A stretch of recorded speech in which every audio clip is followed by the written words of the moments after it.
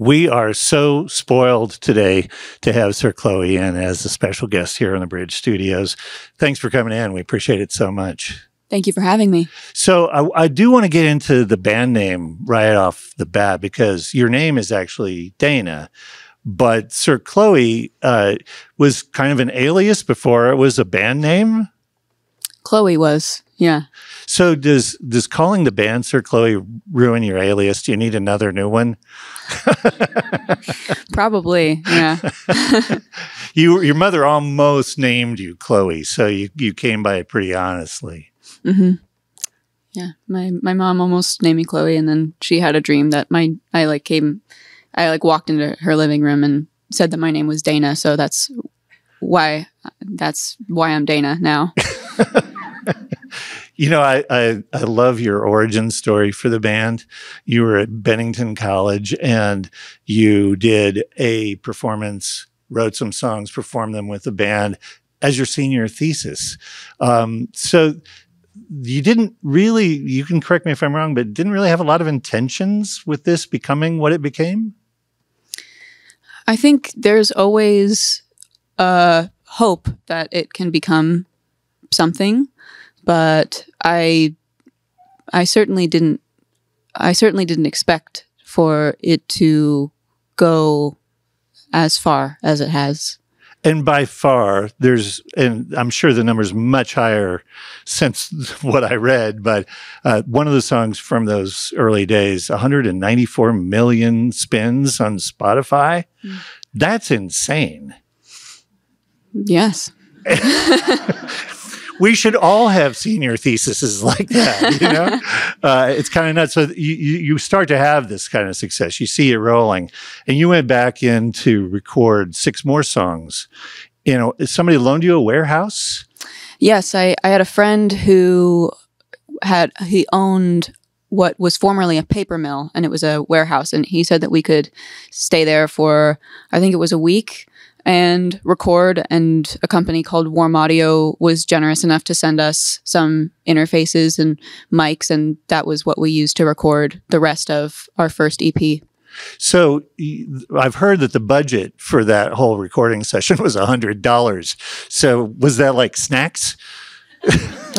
Pretty much, yeah. And I think I threw a friend a little bit of money as well. You know, it's so crazy when you think about writing those songs on your dorm room floor, you know, sitting on your dorm room floor and then turning around and not too much later playing Lollapalooza as a result of that. That had to be just head turning. Absolutely. Yeah, it was. We had been playing at school, and then we were playing totally deserted bars here and there. And then we played our first sold out show, which is at a venue in New York called Pianos, which I think has 150 capacity. And we played that a week before everything shut down.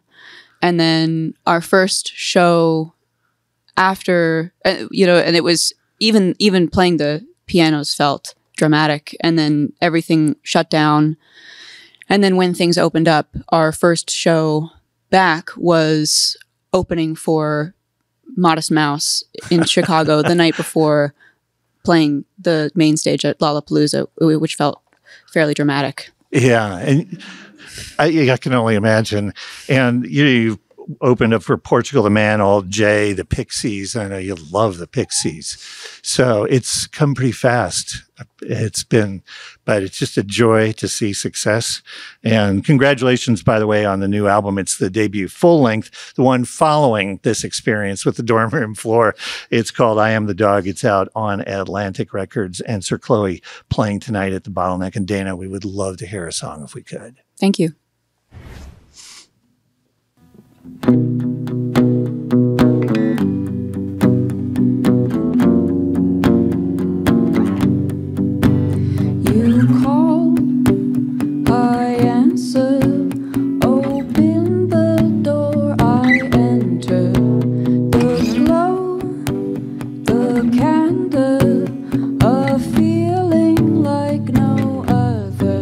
If I had waited, nothing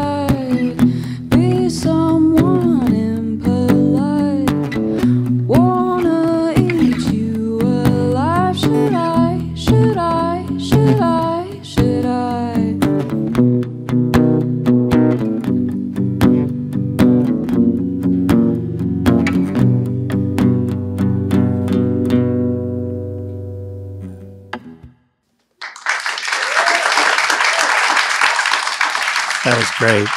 The name of that song is Should I? And it's a live version of the first track on I Am the Dog, which is out now on Atlantic Records. So you had that experience of essentially doing a school project and having it turn into something that was so much bigger and so much more. Being in a warehouse, borrowed gear, going from that to all of a sudden you're in a studio with Jon Congleton, who produced this record. And I know you had a lot of affection for the work that he'd done with other people. Certainly. It had to be a bit of a culture shock. So what was it like to go from that minimalist sort of environment to having all of these tools and having all of this input from people like Jon Congleton? There was certainly a little bit of a learning curve having it be such an insular process at the beginning to suddenly having it be, 15 people weighing in on everything that we were doing, and the collaboration got quite broad.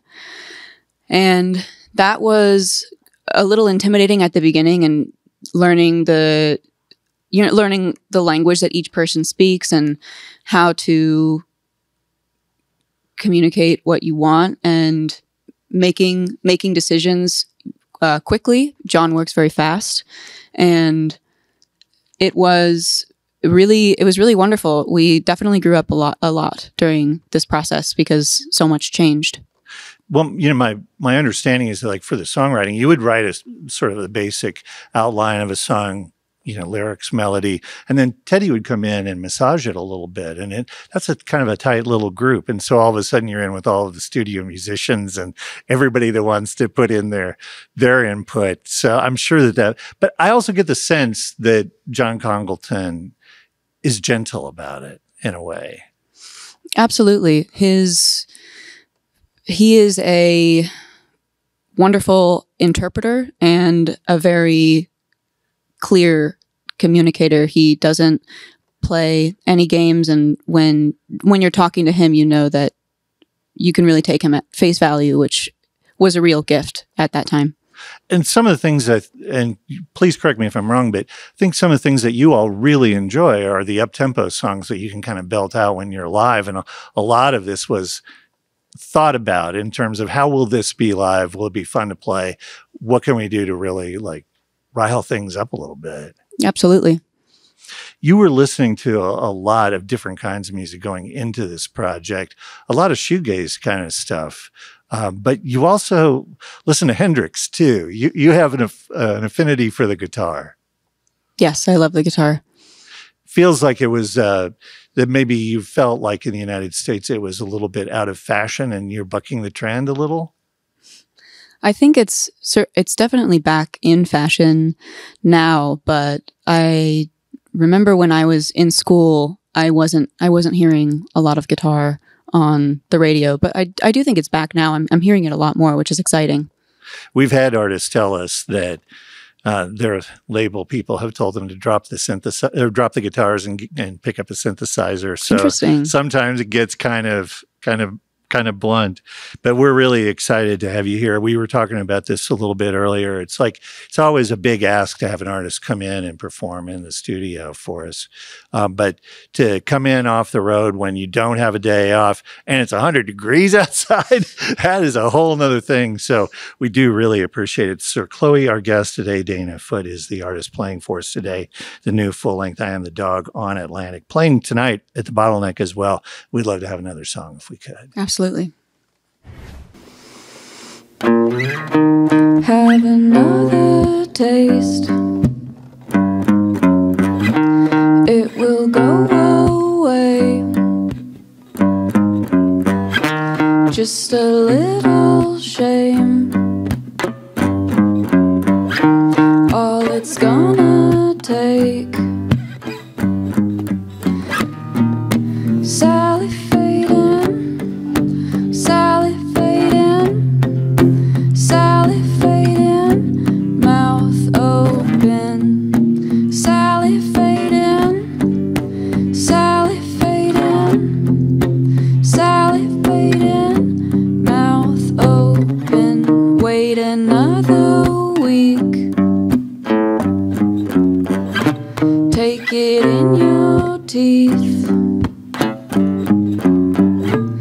just a little shame. All it's gonna take. Salivating, salivating, salivating, mouth open. Salivating, salivating, salivating, mouth closed, sunken islands. Nothing like no one to lose. Under gardens, buried in a line of two. Salivating, salivating, salivating, mouth open. Salivating, salivating, salivating, mouth open. Just a little shame. All it's gonna take.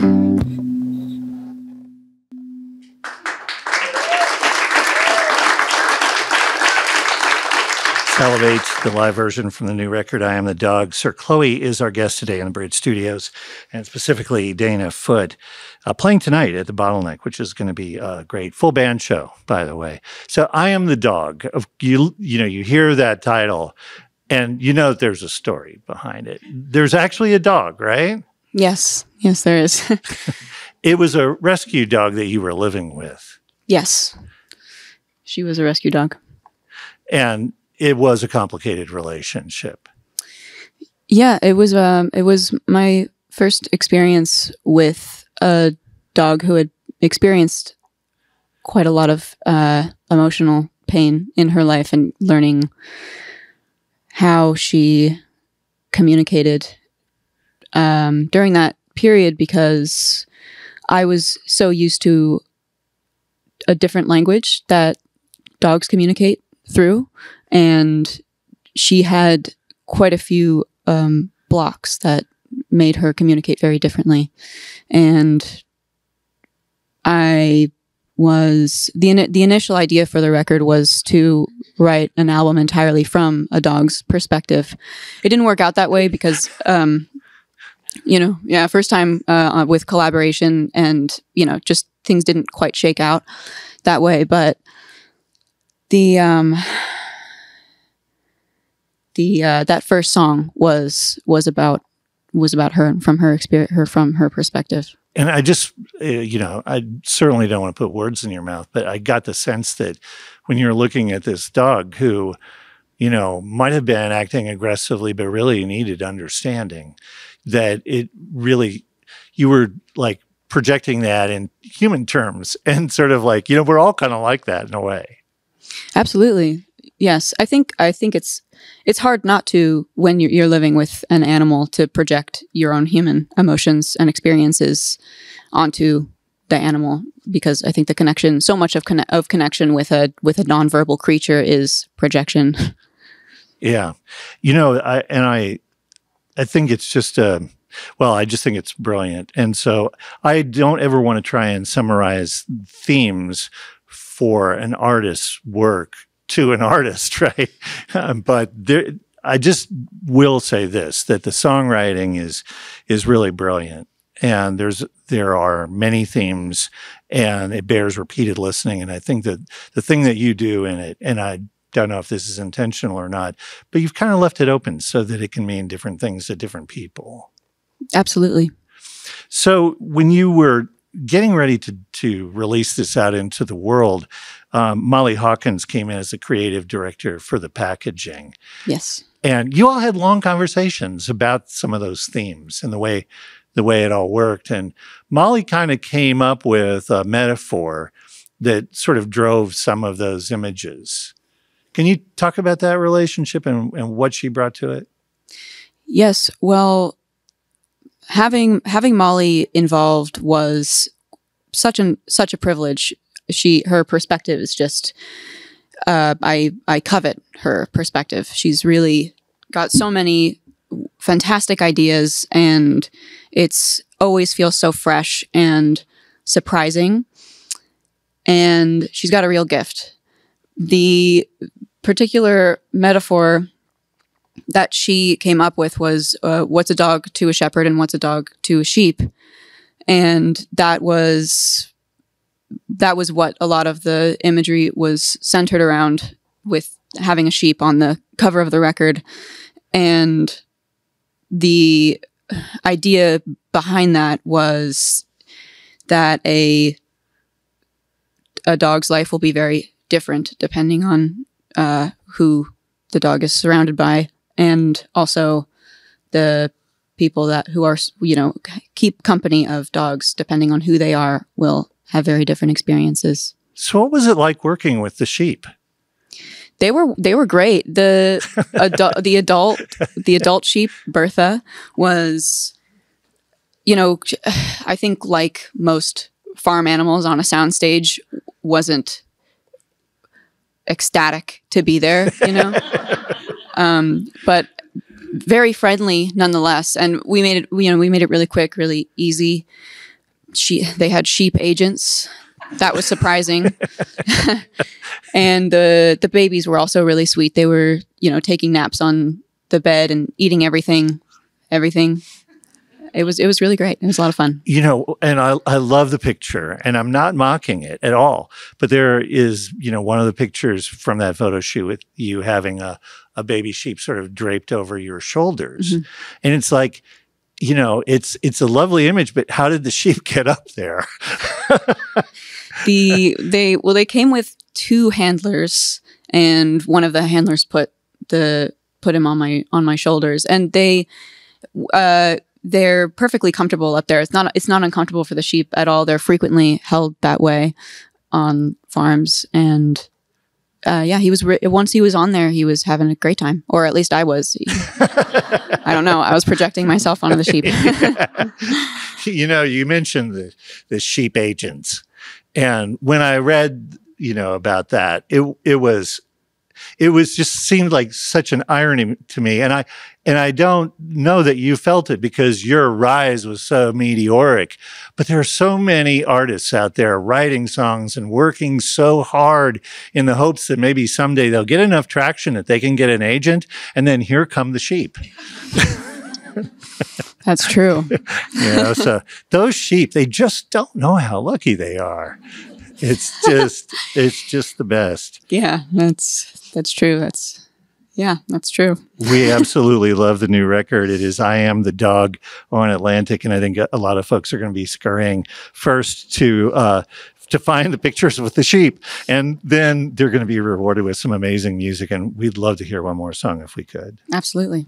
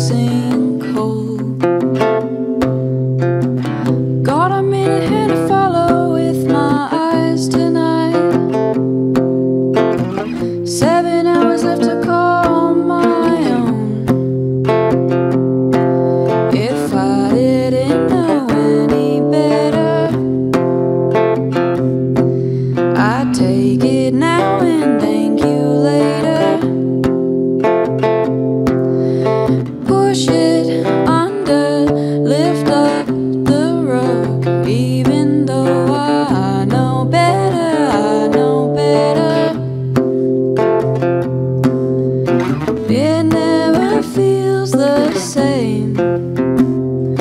Twice in one day, tell me again your name. Remember the taste, put on a pretty face. What a shame if I didn't know any better. I take it now and thank you later. Push it under, lift up the rug. Even though I know better, I know better. I know better, I know better. I know better, I know better.